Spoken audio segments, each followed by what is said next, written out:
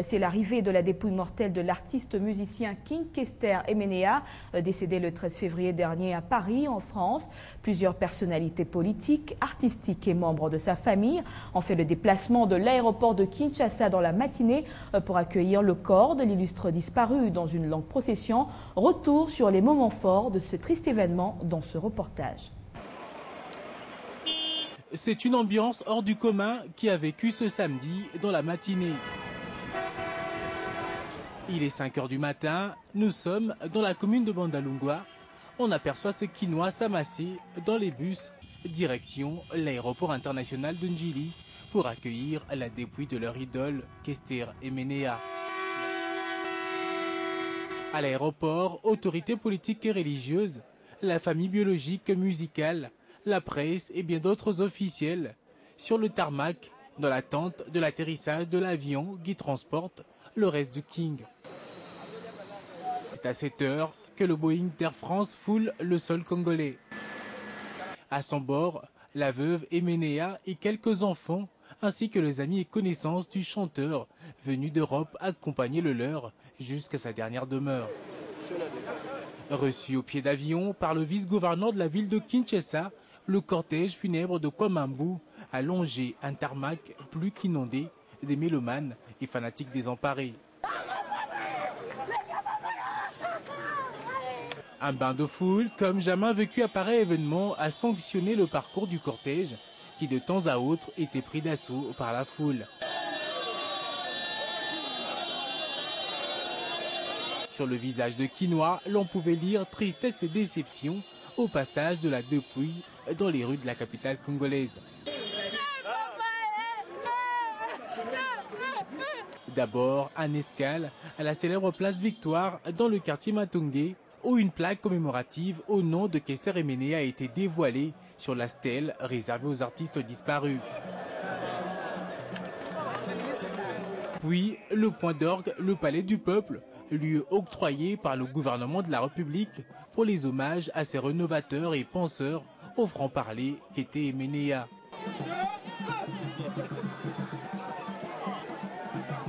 C'est le dimanche 2 mars que l'artiste sera porté à terre à la nécropole entre ciel et terre. Le roi est mort, vive le roi.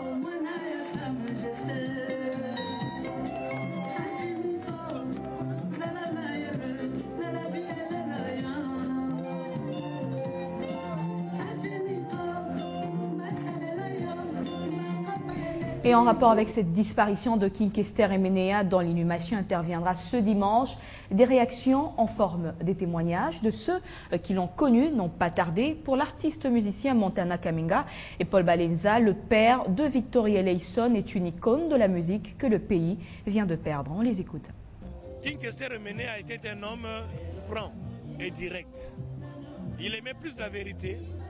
Mais seulement il habillait cette vérité-là par des comédies ou par des humours. Mais c'est un garçon qui aimait bien la musique. Il aimait bien chanter. King aimait bien chanter. Il avait de très belles mélodies, des belles nuances. Et il avait de belles compositions. Il écrivait bien, il avait une bonne main. Jamais tu n'entendras des bêtises dans ses chansons. Malheureusement, les jeunes d'aujourd'hui n'ont pas de modèle. Et Emenea, c'est un modèle. La musique va bien. Mais les gens qui ont négligé. Mais les lots, les akoufi. Attention à l'œuvre. Je vois mon grandeur. Mon élo Viking akoufi. Au moins niveau bah les là. Alors les là parce qu'ils montent en malam. Alors ils vraiment monter en malam. Zamba zana okumu. Yemo appelle ça ibiso. Yemo pas botoli. Mais je crois que Viking que ça akoufi parce que à travers banze monaye. À Rosanaï Gara. Puis biso betoza toi balé qui n'est de retigate. De continuer Gara pour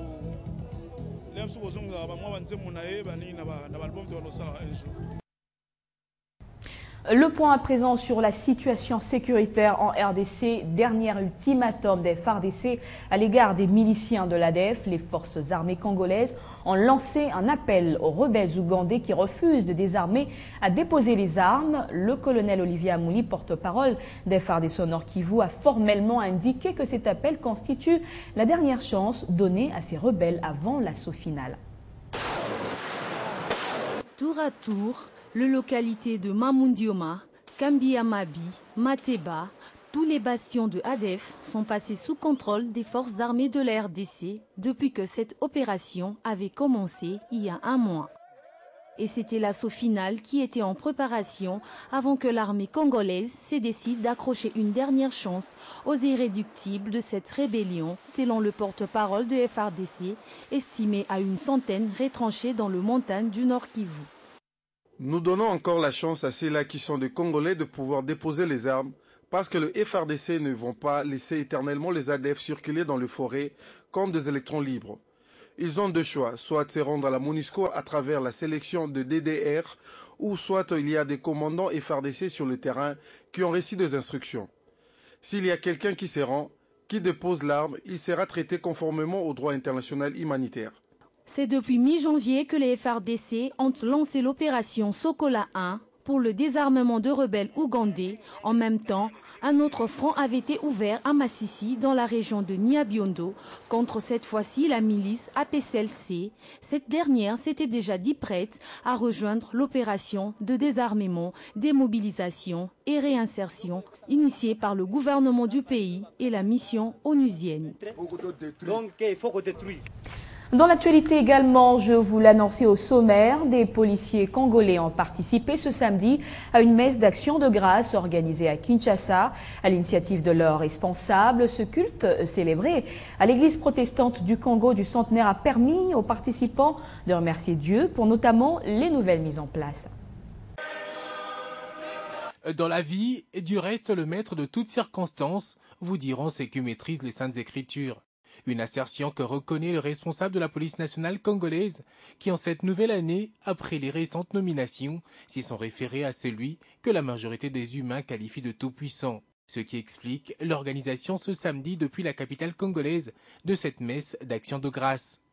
Dans l'assistance, le numéro 1 de la police, Charles Bisengimana, et ses adjoints, y compris le reste de hauts gradés et autres officiers accompagnés de leurs épouses. La prière de clôture a été dite par l'évêque Mukuna, pasteur responsable d'une église de réveil.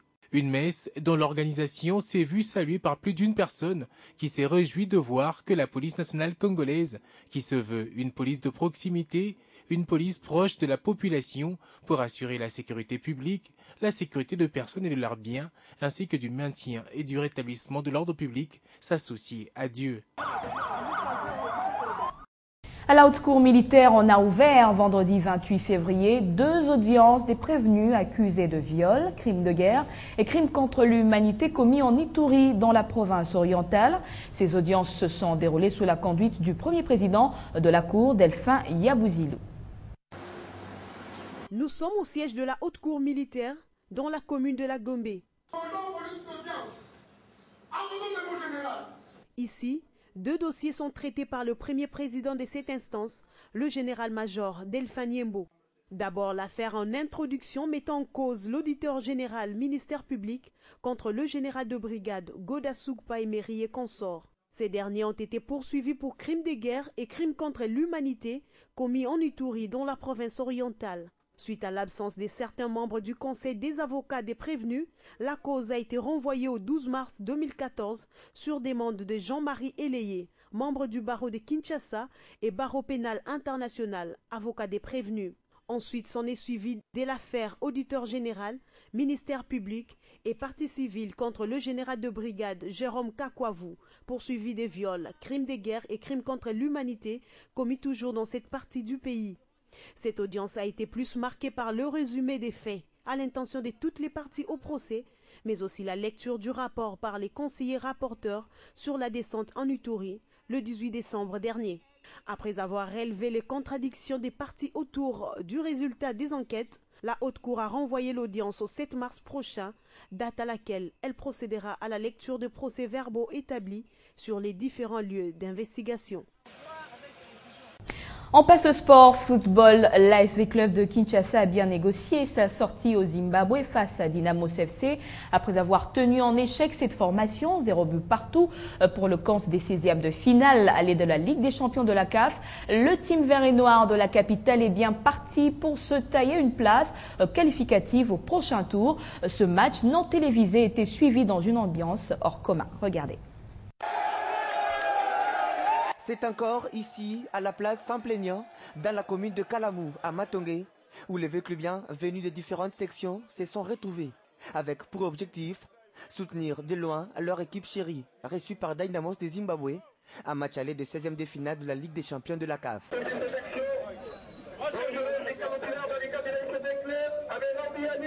À travers cette radio, ces supporters verts noirs suivent avec une attention soutenue la prestation de V-Club qui, au bout des 90 minutes, parviendra à tenir en échec les champions zimbabwéens. 0 but partout, score final, un résultat satisfaisant, salué d'ailleurs par les moscovites. À chaud, je vous dis que moi je suis tellement spirituel que je crois qu'au début de l'année, vous m'avez vu, j'avais changé de look, j'avais gardé ma barbe. Je ne sais pas si vous avez vu ces images-là. C'était un engagement que nous avons dit que 40 ans après, on devait aller quand même très loin. Premier élément, c'est que vous avez senti l'unité des supporters de l'ASV Club autour de leur comité de direction, dirigé par le général-major Ami Sekumbadi Tangofor, avec cette unité d'esprit, la communion d'esprit qu'a le Veclubien aujourd'hui, qui ont accepté de réhabiliter d'abord le stade Tata Raphaël qui était dans un état impossible à occuper. C'était déjà le premier argument, l'unité des supporters. La volonté des athlètes, l'unité du staff technique, je crois que avec les pas aller plus loin.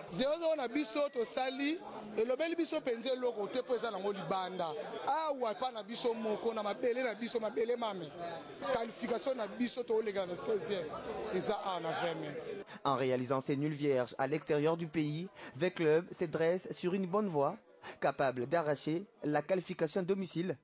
Mais que cela ne soit pas une occasion de baisser pavillon, estime ces fanatiques. Nous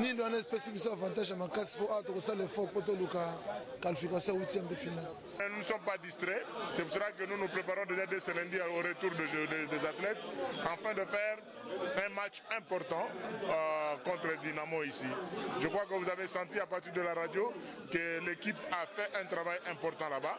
Dans une semaine, l'équipe congolaise recevra à Kinshasa au stade Tata Raphaël les Zimbabwéens avec la même détermination, celle de franchir cette étape. Et puis sachez qu'en coupe de la compétition, le cercle sportif d'Ambosco a fait l'essentiel ce samedi au stade tout-puissant Mazembe. Les Salésiens de Lubumbashi ont battu Djoliba du Mali sur le score de 2-1. Et un autre club congolais engagé dans cette compétition s'appelle le FCMK qui accueille ce dimanche Ismaili d'Égypte. Arrivé à Kinshasa, la capitale congolaise, jeudi dans la soirée, l'équipe égyptienne d'Ismaili n'a pas voulu se donner du temps de repos. Ici, au stade Tata Raphaël, ce vendredi, il était question de se soumettre à quelques exercices de décrassage ponctués par les touches des balles en bloc. Objectif, créer l'automatisme, ainsi renforcer la cohésion avant d'affronter le football club MK de Kinshasa, ce dimanche. Actuel deuxième au classement égyptien, Ismaili, que d'aucuns qualifient déjà de redoutable pour l'équipe congolaise, ne vient pas victime expiatoire, mais la rencontre peut paraître compliquée pour les Égyptiens si MK bénéficie du soutien du public. Le public de Kinshasa, il est très sectaire. Une équipe qui n'a pas un public à lui, le public sportif n'y va pas pour aller l'appuyer. Ça, c'est pas normal. Une équipe comme MK, je crois que les sportifs de Vita Club, de Ring, pouvaient aller appuyer cette équipe. Il leur appartient de démontrer que malgré cette absence du soutien du 13e homme, 12e homme sur le terrain, je crois qu'ils peuvent se tirer d'affaire. Qu'ils essaient de faire la différence déjà ici. S'ils ne le font pas, il se sera plus compliqué à l'extérieur pour eux. Durant cette séance de près d'1h30, l'entraîneur brésilien d'Ismaili, Aaron Ferrara, n'a fait que rappeler la mission que devra accomplir ses poulets à Kinshasa, c'est-à-dire réaliser un bon résultat. Ainsi, les protégés de Max Mokey sont avertis pour ne pas se faire piéger. Les atouts, l'expérience, il y en a du côté égyptien comme côté congolais. Mais devant MK, un novice dans cette compétition, la rencontre s'annonce difficile pour Ismaili, car il n'est pas toujours facile de jouer les équipes de la RDC. Et ce samedi, l'université de Kinshasa décerne à ses étudiants le grade de licencié dans 2 facultés, le droit et les lettres. La cérémonie de remise de diplôme a eu lieu dans l'enceinte de la foire internationale de Kinshasa. Au rendez-vous, l'euphorie des familles et amis venus encourager les lauréats. Et au nombre de ces lauréats, une journaliste de Télé 50. Regardez. Nous sommes à la foire internationale de Kinshasa. Des danses, cris et chansons, c'est l'ambiance qui a régné ce samedi.